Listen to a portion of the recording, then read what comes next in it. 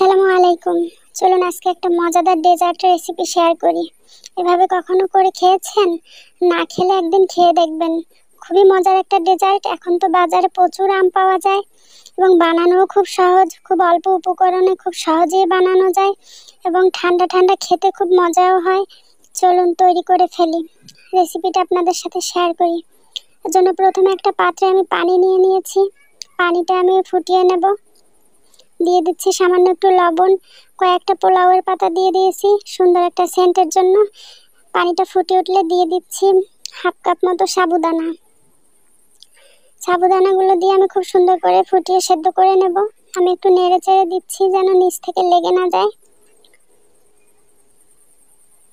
দেখুন আমার সাবুদানাগুলো খুব সুন্দরভাবে সেদ্ধ হয়ে গেছে।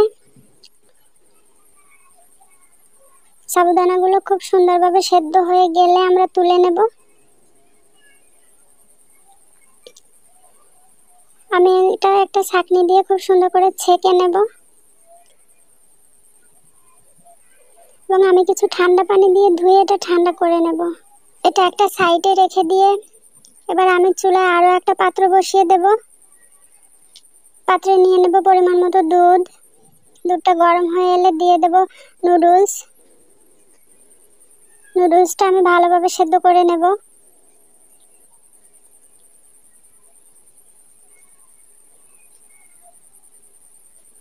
একটা ঢাকনা দিলে খুব তাড়াতাড়ি সেদ্ধ হয়ে যাবে নুডলসটা। দেখুন আমার নুডলসটা সেদ্ধ হয়ে গেছে খুব সুন্দরভাবেই।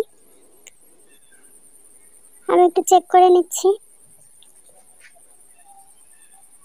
যখন নুডলসটা খুব ভালোভাবে সেদ্ধ হয়ে যাবে দিয়ে দেবো সেই আগে থেকে সেদ্ধ করে রাখা সাবুদানা।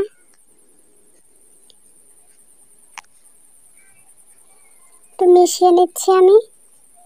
আরও 2-3 মিনিট ফুটিয়ে নেব। মিষ্টির জন্য সামান্য একটু চিনি দিয়ে দেব। আপনারা আপনাদের পছন্দ মতো মিষ্টিটার জন্য চিনি দিয়ে নেবেন।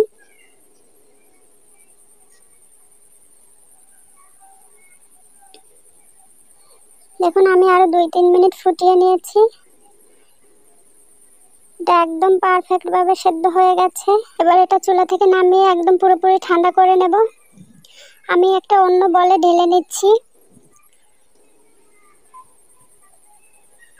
এবার এর মধ্যে দিয়ে দেব কিছু আমের পাল্প, দিয়ে দেব কিউব করে কাটা আম।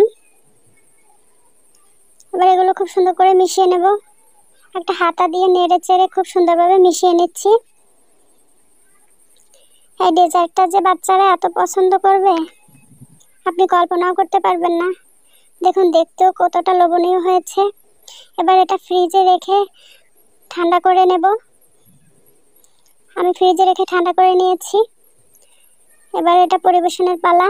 আমার তো খুবই পছন্দ এটা, আমার বাসায় সবাই খুব পছন্দ করে।